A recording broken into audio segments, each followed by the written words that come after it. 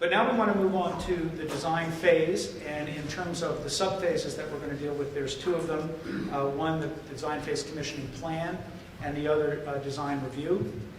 And again, the BCA refers to this phase as during the design phase, the commissioning process confirms that design documentations, plans, specs, basis of design, etc., are consistent with each other, include commissioning requirements, and meet the owner's project requirements. So we are in this situation now, and I'm going to turn it over to Sam in just a second to talk about this commissioning plan and other aspects of the design phase, where we've heard some of the discussion earlier that if we're not brought in at pre-design, I guess at least let's hope we're brought in at design, if we can be. But if there's no OPR, what do? And how do you begin to work through the process if you're not there right from the beginning? And also, what do you do even if you are? So I'll turn it over to Sam. Yeah, one of the first comments I'd like to make, a general comment on the design phase commissioning plan, is that this is a living document. You're going to update it as design changes and other activities and processes take part in through the design and into construction. I think there's about 5 elements of a design phase commissioning plan that are very important. First of all, you should call for a design team kickoff meeting. At this meeting, you're going to establish the purpose and requirements of commissioning, discuss the process, and establish the individual roles that the team members are going to play. The architect, the engineer of record, the owner, by then possibly the construction manager, project manager will be on board. They're going to be part of a team effort. One of the other things is, since the owner's performance requirements are going to be a document that will serve as the basis of design, for commissioning, for acceptance testing, it's important that the commissioning agent review this document. Sometimes we're, to what you just said, we almost have to develop the owner's performance requirement based on discussions at this kickoff meeting, because one has not been prepared. Once we understand the owner's requirements, the design team usually produces what's called a design intent document. This is where you go into more detail of things like temperature set points and what you said about the operating room has to be plus or 5 degrees from 65 and has to meet it in 2 minutes. Well, that's a pretty important statement that has to go into the OPR and the design intent. Your indoor air quality, what's the level of controls that this building is going to have. All this has to be discussed, put on paper. Once this basis of design document is drafted by whom, again, it should be reviewed by the commissioning agent. He's using this document for the basis of his pre-functional, functional, whatever you want to call them, acceptance testing.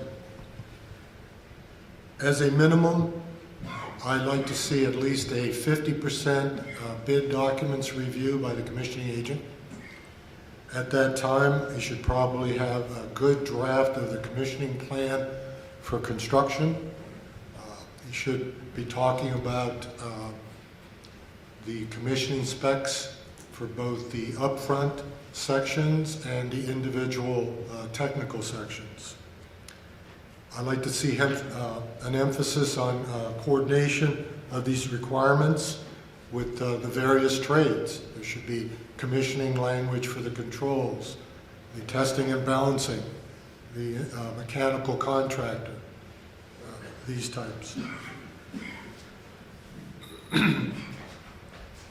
At the 50% plan, you're also looking at basic layouts, maybe some piping risers, etc. You may not have sized them, but in general, you should be looking that these meet standards. There should be some details there, standard details, possibly some equipment schedules that you can look at. Make sure the energy efficiencies are on them. And again, these are to be looked at the 95%. I see the 95% as the last chance for the commissioning agent and other design reviews to go over the drawings, make sure they're complete, final commissioning specs, supplemental commissioning language in the front for the general contractor, or whoever's responsible for the subcontractors. And finally, I'd like language in the commissioning plan and in the specs that the commissioning provider should assist during the bidding process.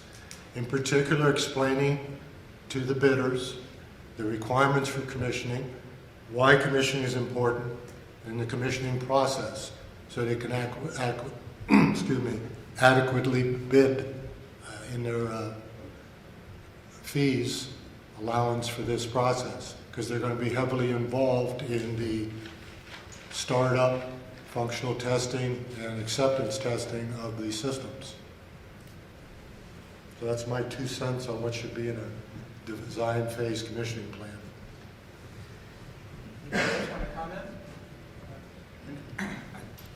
I like to use analogies, but I always tell my rookies or my junior engineers that the commission plan is almost like a cookbook. You know, it's going to tell you the ingredients, right, who the players are. It's going to tell you how much of those ingredients you need, right, their roles and responsibilities, how much involvement they're going to have, and like what Sam said, it's important to know your role and know how much time you have to spend on it, whether you're the commission provider, whether you're the architect, the engineer, and the plan really does lay that out. It lays out to the subcontractors, you know what, I have to be there to witness the testing or to participate in the testing. Oh, besides, you know, just starting up a piece of equipment and walking away, I need to be there with the balancer, with this person at the time of commissioning. So it gives you not only the you know, the ingredients, the players, and how much they'll be needed as far as roles and responsibilities.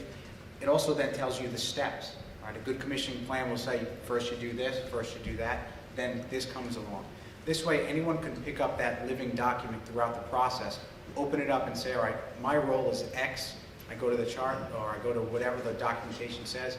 All right, I'll be needed this much at this time, and this is when I can interject myself into the system.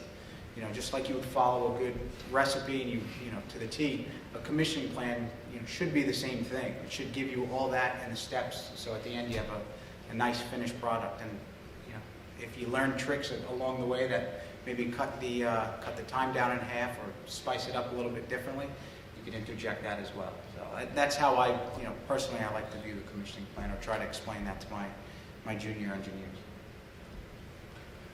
And that kickoff meeting that Sam mentioned is very critical.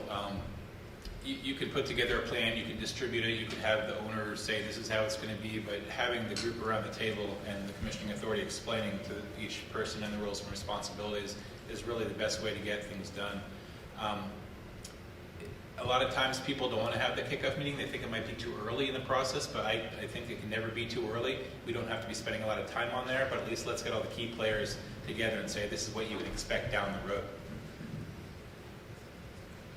It goes back to the question I asked in the previous session, though. Who convenes that meeting? And the owner convenes it typically, or the CXA convenes it, or? Well, I will sort of... Let's say the kickoff meeting, the Yeah. charrette.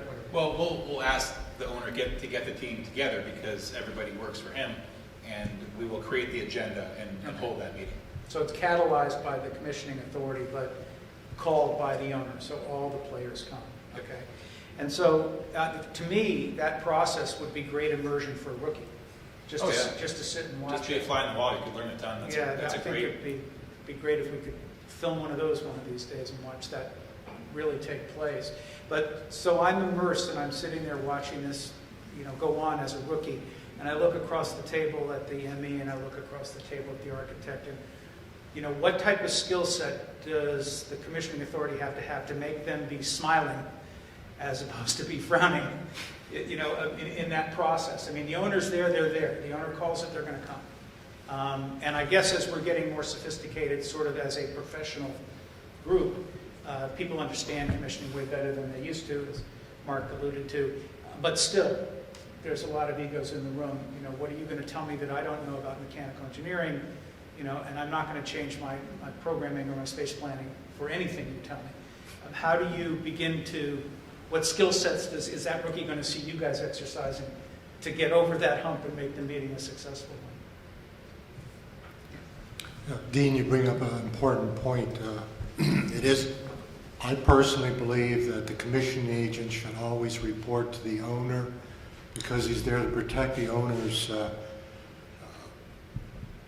investment in that building or whatever. Oftentimes we're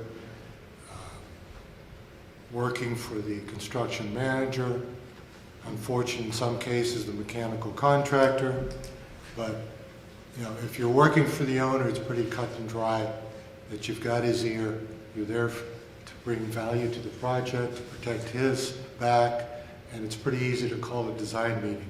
If you're working for someone a few levels below that, then it becomes tough to try to get a design meeting going, get engaged early in the process, and if you're working for like the Army Corps of Engineers or somebody like that who puts you under a mechanical contractor, then you're probably going to get called when construction starts.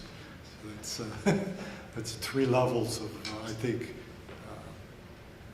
where you should have an ear to get a meeting with the design team as soon as possible. Yeah, I think there's a couple of things to keep in mind when you're having this initial kickoff meeting. I think you need, as the commissioning authority, you need to really keep the project team focused on what the goal is, and I think you're all, everybody around the table is really trying to get, a building built on time, kind of on budget, and one that works and meets the performance goals and expectations of the owner. So, if you keep things focused on that, that's an important aspect that we're all working towards the same goal. Second thing is you need to understand what your role is as the commissioning authority, and I think where we see potentials for conflict is where the commissioning authority is kind of overstepping their bounds and doing things that really isn't in their role and responsibility. As the commissioning authority, you're reviewing the design, you're making recommendations and observations, but at the end of the day, the architect or engineer of record is the designer of record, and it's their design. They have the professional liability of that design, and that needs to be respected as the commissioning authority, and ultimately, final decisions of design are the designer of record. So I think that needs to be clear. You're not redesigning the building as the commissioning authority, or you shouldn't be. That's not your role. Your role is to verify that the building is performing and meeting the owner's project requirements, and that's documented. I think from a construction standpoint, your goal is really needs to be, and it needs to be communicated. Your goal is not to catch contractors making a mistake. Your goal is to help them get it right the first time. And I think if you're able to kind of communicate that and put strategies and tools and systems in place to help them do that, that's a much more successful process than just going out and finding mistakes and being a policeman. And so I think, the industry has evolved a lot over the years, and kind of moving from much more of a proactive role from a after the fact kind of finding issues. So. And I think that's what I was saying earlier. It seems to me that those of us in the room who are engaged in the buildings world and the energy world, performance world, we're seeing a lot more awareness of the need for functional performance and the need for high performance in buildings than I think we would have been talking about 20 years ago or 25 years ago. So it's moving. I think you're right. LEED is a catalyst for that, and some other activities are too.